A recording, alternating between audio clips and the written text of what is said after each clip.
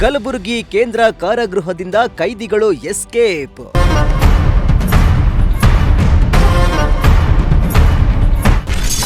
ಗೋಡೆ ಹಾರಿ ಪರಾರಿಯಾಗಿರುವ ಸಜಾ ಕೈದಿಗಳು.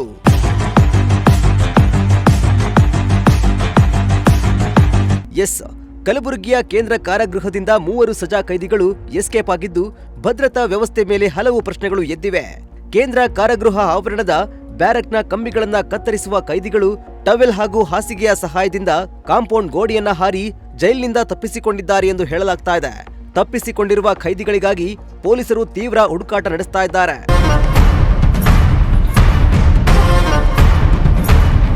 ಬೀದರ್ನಲ್ಲಿ ನಡೆದಿದ್ದ ಕೊಲೆ ಪ್ರಕರಣದಲ್ಲಿ ಮಸ್ತಾನ್, ಸಂತೋಷ್ ಹಾಗೂ ಸಾಗರ್ ಎಂಬುವರು ಶಿಕ್ಷೆಗೆ ಒಳಪಟ್ಟಿದ್ದು, ಇವರನ್ನ ಕಲಬುರಗಿಯ ಕೇಂದ್ರ ಕಾರಾಗೃಹದಲ್ಲಿ ಇಡಲಾಗಿತ್ತು. ಇಂದು ಮುಂಜಾನೆ 3 ಗಂಟೆ ಸುಮಾರಿಗೆ ಈ 3 ಖೈದಿಗಳು ಕಾಂಪೌಂಡ್ ಹಾರಿ ಪರಾರಿಯಾಗಿದ್ದಾರೆ. ಮಧ್ಯರಾತ್ರಿ ಜೈಲಿನ ಲಾಕಪ್ನಲ್ಲಿ ಇರಬೇಕಾದವರನ್ನ ಹೊರಗೆ ಹೇಗೆ ಬಿಟ್ಟರು ಅನ್ನೋ ಪ್ರಶ್ನೆ ಎದ್ದಿದೆ. ಹೀಗಾಗಿ ಖೈದಿಗಳು ಜೈಲಿನಿಂದ ಎಸ್ಕೇಪ್ ಆಗಲು ಸಿಬ್ಬಂದಿಯೇ ಸಹಕಾರ ಕೊಟ್ಟಿದ್ದಾರೆ ಎಂಬ ಅನುಮಾನ ಹಾಗೂ ಆರೋಪ ಕೂಡ ಕೇಳಿಬರ್ತಾ ಇದೆ. ಕಲಬುರಗಿ ಕೇಂದ್ರ ಕಾರಾಗೃಹದಿಂದ 3 ಸಜಾ ಕೈದಿಗಳು ತಪ್ಪಿಸಿಕೊಂಡೋಗಿರೋ ಬಗ್ಗೆ ಮಾಹಿತಿ ಬಂದು ತಕ್ಷಣ ನಾನಾಯಿತು ಮತ್ತು DCP ಮತ್ತು ಇತರ ಅಧಿಕಾರಿಗಳು ಮತ್ತು ಪ್ರಿಸನ್ ಅಧಿಕಾರಿಗಳೆಲ್ಲ ಸ್ಥಳಕ್ಕೆ ವಿಸಿಟ್ ಮಾಡಿ ಪರಿಶೀಲನೆ ಮಾಡಿದ್ದೀವಿ. ಮತ್ತು ಈಗಾಗಲೇ ಪ್ರಿಸನ್ ಅಧಿಕಾರಿಗಳು ಏನಿದ್ದಾರೆ ಸಂಬಂಧಪಟ್ಟವರು ದೂರ ನೀಡ್ತಾ ಇದ್ದಾರೆ. ಆ ದೂರಿನ ಮೇರೆಗೆ ಪ್ರಕರಣ ದಾಖಲು ಮಾಡಿಕೊಂಡು ಏನು ತಪ್ಪಿಸ್ಕೊಂಡು ಹೋಗಿದ್ದಾರೆ ಸಜಾ ಕೈದಿಗಳು ಅವರನ್ನು ಪತ್ತೆ ಮಾಡಲಿಕ್ಕೆ ನಾವು 3 ವಿಶೇಷ ತಂಡಗಳನ್ನು ಮಾಡಿದ್ದೀವಿ. ಆದಷ್ಟು ಬೇಗ ಅವರನ್ನು ಬಂಧಿಸ್ತೀವಿ. ಬೇಸಿಕಲಿ ಇವರೆಲ್ಲ ಏನಿದ್ದಾರೆ 3 ಜನ ಆರೋಪಿಗಳು ಮೂಲತಃ ಬೀದರ್ ಜಿಲ್ಲೆಯವರಿದ್ದಾರೆ ಮತ್ತು 3 ಜನರಿಗೆ ಸಜೆ ಆಗಿದೆ. 2 ಜನ ಆರೋಪಿಗಳಿಗೆ ಲೈಫ್ ಸೆಂಟೆನ್ಸ್ ಆಗಿದೆ ಕೊಲೆ ಪ್ರಕರಣದಲ್ಲಿ ಮತ್ತು ಇನ್ನೊಬ್ಬ ಆರೋಪಿಗೆ 20 ವರ್ಷ ರಿಗರಸ್ ಇಂಪ್ರಿಸನ್ಮೆಂಟ್ ಒಂದು ಪೋಕ್ಸೋ ಕೇಸಲ್ಲಿ ಸಜೆ ಆಗಿರುವಂಥದ್ದು.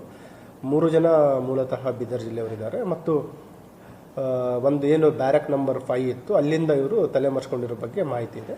ಹೆಚ್ಚಿನ ಒಂದು ತನಿಖೆ ಈಗಾಗಲೇ ನಡೀತಾ ಇದೆ. ಸ್ಥಳಕ್ಕೆ ನಾವು ಸೋಕೋ ಟೀಮ್ ಅವರಿಗೆ ಕೂಡ ಕರೆಯಿಸಿ ಏನು ಸ್ಥಳ ಇದೆ ಅದನ್ನು ವೈಜ್ಞಾನಿಕವಾಗಿ ಪರಿಶೀಲನೆ ಕೂಡ ಮಾಡ್ತಾ ಇದ್ದೀವಿ. 3 ಏನು ಆರೋಪಿಗಳಿದ್ದಾರೆ 3 ಜನ ಕೂಡ ಬೇರೆ ಬೇರೆ ಪ್ರಕರಣಗಳಲ್ಲಿ ಭಾಗಿಯಾಗಿರುವಂಥದ್ದು.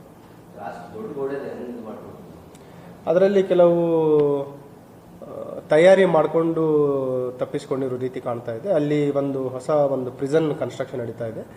ಅದಕ್ಕೆ ಬೇಕಾಗಿರುವ ಒಂದು ಏಣಿ ಅದನ್ನು ಬಳಸಿಕೊಂಡು ಏನು main high rise compound wall ಇದೆ ಅದರಿಂದ ಜಂಪ್ ಮಾಡಿ ತಪ್ಪಿಸ್ಕೊಂಡು ಹೋಗಿದ್ದಾರೆ.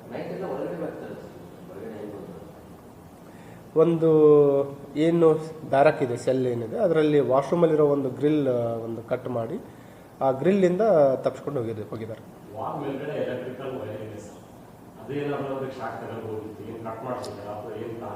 ಈಗ ಅದ್ರ ಬಗ್ಗೆನೂ ಚೆಕ್ ಮಾಡ್ತಾ ಇದ್ದೀವಿ. ಅದರಲ್ಲಿ ಏನಾಗಿದೆ ಕೆಲವು ಸಿಬ್ಬಂದಿಯವರು ಅಧಿಕಾರಿಗಳದ್ದು ಲೋಪದೋಷನೂ ಇರಬಹುದು. ಹಾಗಾಗಿ ಸೀನಿಯರ್ ಪ್ರಿಸನ್ ಅಧಿಕಾರಿಗಳು ಕೂಡ ಅಲ್ಲಿ ಸ್ಥಳಕ್ಕೆ ಬಂದು ಪರಿಶೀಲನೆ ಮಾಡ್ತಾ ಇದ್ದಾರೆ. ಯಾರ್ದಾದ್ರೂ ಅದರಲ್ಲಿ ನೆಗ್ಲಿಜೆನ್ಸ್ ಇದ್ದರೆ ಕೂಡ ಅವ್ರ ಮೇಲೂ ಕೂಡ ಕ್ರಮ ಕೈಗೊಳ್ಳಲಿಕ್ಕೆ ಅವರ ಸಂಬಂಧಪಟ್ಟ ಅಧಿಕಾರಿಗಳಿಗೆ ನಿರ್ದೇಶನವನ್ನು ಕೂಡ ನೀಡಿದ್ದೀವಿ.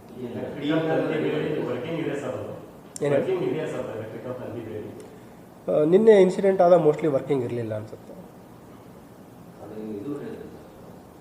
ವಿಶೇಷ ತಂಡಗಳು 3 ವಿಶೇಷ ತಂಡಗಳನ್ನು ಮಾಡಿದ್ದೀವಿ ಈಗಾಗಲೇ. ಒಂದು ಟೆಕ್ನಿಕಲ್ ಅನಾಲಿಸಿಸ್ ಮಾಡಲಿಕ್ಕೆ ಮತ್ತು ಸುತ್ತಮುತ್ತಲಿನ ಪರಿಶೀಲನೆ CCTV ಫುಟೇಜಸ್ಗಳನ್ನು ಮಾಡಲಿಕ್ಕೆ ಮತ್ತು ಫೀಲ್ಡ್ ಇಂಟೆಲಿಜೆನ್ಸ್ ಕಲೆಕ್ಟ್ ಮಾಡಲಿಕ್ಕೂ ಕೂಡ ನಾವು ಹೇಳಿದ್ದೀವಿ. ಮತ್ತು ಈಗಾಗಲೇ ಏನಿದು ರೇಂಜ್ DIG ಅವರಿದ್ದಾರೆ ಮತ್ತು SP ಬೀದರ್ ಅವರಿಗೂ ಕೂಡ ಮಾಹಿತಿಯನ್ನು ನೀಡಿದ್ದೀವಿ.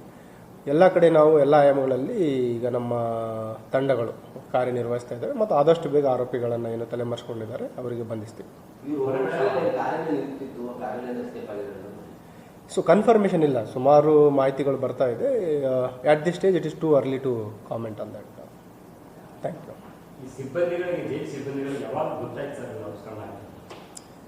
ಎಕ್ಸಾಕ್ಟ್ ಟೈಮ್ಲೈನ್ ಈಗ ಹೇಳಲಿಕ್ಕಾಗಲ್ಲ. It has to be enquired. ಅವರೇನು ಪ್ರಿಲಿಮಿನರಿ ಎಂಕ್ವೈರಿ ಮಾಡ್ತಾರೆ.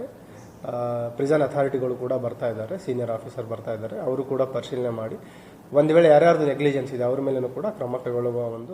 ಇನ್ನು ಸದ್ಯ ಈ ಸಂಬಂಧ ಫರ್ತಾಬಾದ್ ಪೊಲೀಸ್ ಠಾಣೆಯಲ್ಲಿ ಪ್ರಕರಣ ದಾಖಲಾಗಿದ್ದು ವಿಚಾರಣೆ ಮುಂದುವರೆದಿದೆ. ಕಲಬುರಗಿಯಲ್ಲಿ ಜೈಲಿನಿಂದ ಅಥವಾ ಪೊಲೀಸ್ ಸ್ಟೇಷನ್ನಿಂದ ಆರೋಪಿಗಳು ಪರಾರಿಯಾಗೋದು ಇದೇ ಮೊದಲು ಏನಲ್ಲ. ಹೀಗಾಗಿ ಈ ಬಗ್ಗೆ ಮೇಲಧಿಕಾರಿಗಳು ಎಚ್ಚೆತ್ತು ಕೈದಿಗಳು ಎಸ್ಕೇಪ್ ಆಗೋದನ್ನ ತಡೆಯಬೇಕು ಹಾಗೂ ಖೈದಿಗಳಿಗೆ ಸಾಥ್ ನೀಡುತ್ತಿದ್ದವರ ವಿರುದ್ಧ ಸೂಕ್ತ ಕ್ರಮ ಕೈಗೊಳ್ಳಬೇಕಿದೆ.